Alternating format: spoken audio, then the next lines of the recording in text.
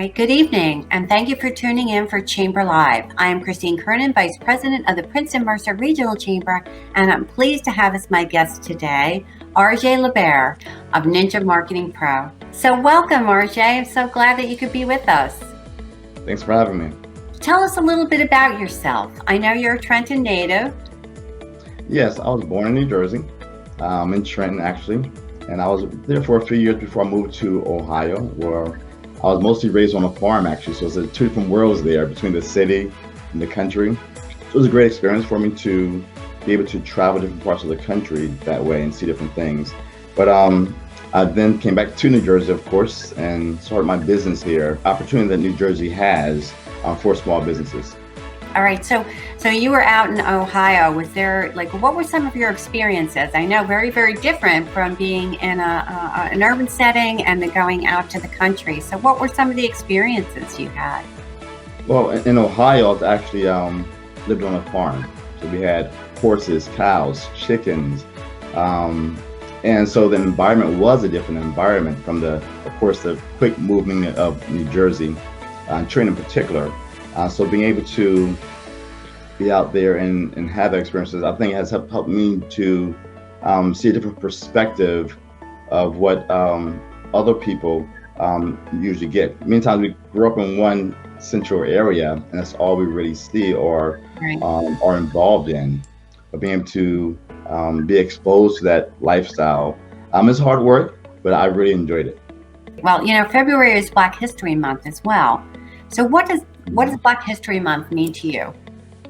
Well, I think it's very important to be able to have that that time for Black Americans, Black people to be able to express themselves about their culture. For any culture, everyone needs to have that at some point in time. And being out in the country, I went to a school that was primarily white school. I was one of very few Black people in the school system. And initially it was a shock to me because from where I came from New Jersey to there, it was totally different. The response to me being there was initially very harsh in many ways. And my response wasn't the best always as well, but it came to a point to where I think having experienced that, it made me a stronger person and made me more open to other cultures. I know where I lived, about I think a year before I moved in, there was a hanging there of a Black man, and I didn't know that before we got there. I was very, very young at the time. Now, unfortunately, things like that, not hanging, but the racism is still around, unfortunately. I've come to be able to identify with other people and associate people and learn from other people to understand that it doesn't have to be that way. Right. It can be totally different. And I love the fact that I've had that experience to be able to associate, communicate, and learn that we can be one nation, one people, and still survive in a happy way. So yeah. I'm happy that I was able to be exposed to that environment, however harsh it was, to now become a stronger, better person for it. Wow, that's amazing, and we're glad to have you back here. By the way, and you have a thriving business. And can you tell me a little bit about your business? I know you work a lot with small businesses. Correct. So in the social media world right now, what is some of the changes that are happening, and what are some of the things that small businesses need to know about social media? Well, with Ninja Marketing Pro, our goal is to help local businesses primarily look like Fortune 500 companies. Get new students. I'm a martial arts instructor as well, so I see new customers, get them to come in more often and to pay more when they do. And that's important because we all need to market our businesses, especially right now with this COVID situation we're in. We don't have as much foot traffic as we once had. So a lot of it is going to be online. And digital marketing has changed so much over the past few years, especially in the past 12 months, that if we're not using marketing online, using it correctly, we either not getting customers or we're spending a lot more than we need to, or wasting a lot of time trying to figure things out. Yeah. Right. So of course, contactless systems, contactless checkouts are very, very important now. So having a system, no matter what business you're in, there's probably a way to be able to provide for your customers without having the contact that we're trying to avoid right now. For example, like a small business that wants to do social media, what are some of the things they should do first? Like somebody maybe who's not using the platform for their business. But one of the most important things is to make sure all of your company information is accurate. There's so many different platforms out there, and many times we may have inaccurate information that doesn't, it's not the same across all platforms.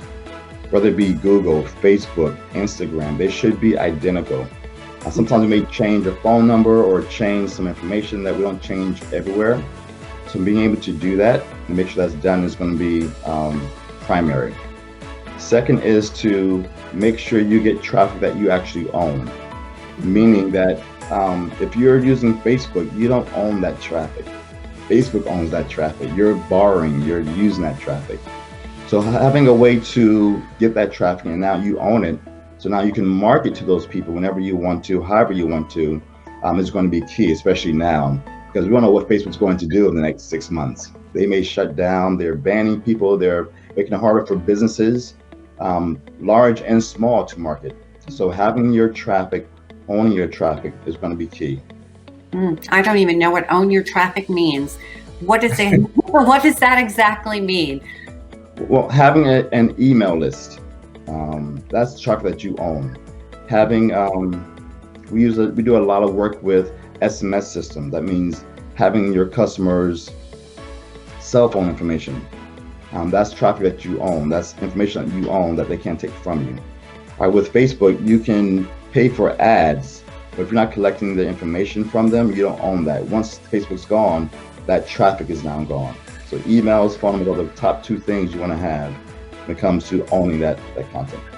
Okay, so through social media, you can gather these emails and gather these phone numbers, or do you have to get that from another source? Like you can do it through social media. There's different ways of doing it. One is by having, many websites have this now, have the contact form on there where you're collecting names and email addresses. Many businesses stop there with just names and emails. All right, but having that, the text phone number is also important. All right, so what we do is we help businesses find ways to be able to collect the information, but not in an intrusive way. So it's not like I'm just trying to find information on you, but it's more, we want to give you this to get the information so we can help you later on, because we know our content, our information, or our services is going to be important to you. Well, those are great tips and really great information. Now, during COVID, how did your business change? Like, did you find it difficult during the shutdown? Again, I own a martial arts school, so that was hit more so hard than any of my businesses because we couldn't have students in the school.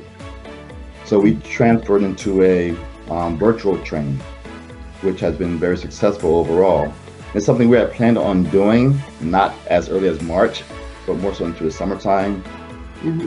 And that option for students, many were already moving around from place to place, traveling a lot. So have a way for them to train with us, no matter where they're at, where they were, was important. But the COVID situation made us push a little bit faster to get that done. So now we're still offering both virtual and in-person classes for students at the same time.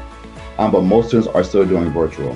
So whether it's a service business like that one or a boutique, there's ways of doing online services for your customers. For as far as the marketing business, we're used to seeing people face to face, talking to them, going to their businesses. So that has been an adjustment.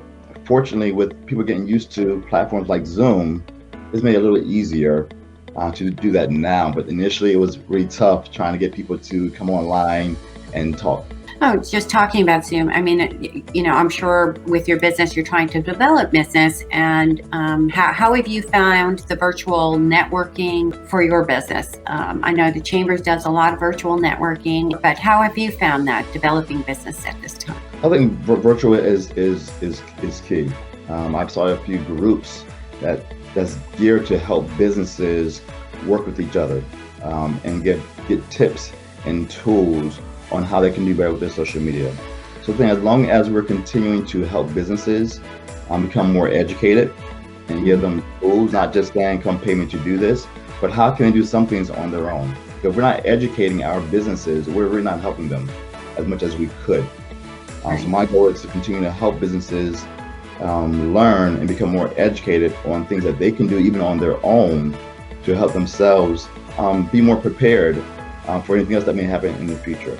So I think virtual, I looked at the Chamber's sites. They're doing a great job with their groups and with their page. If more people looked at what the Chamber was doing, I think they'd have some other cool tips that which you guys are doing as well. So thank you for being with us. We really appreciate it. I love learning about your business, your two businesses actually, and that you're succeeding through this pandemic with both of them and willing to help our other Chamber members. Really, really admirable, and we appreciate that. So thank you again. And I would like to thank our production sponsor, New Jersey Buzz Productions. If you do not follow New Jersey Buzz, please follow them on social media. So don't forget to stay tuned for Chamber Live every other Tuesday at 7 p.m. Thanks everybody for joining us. Be safe, stay well.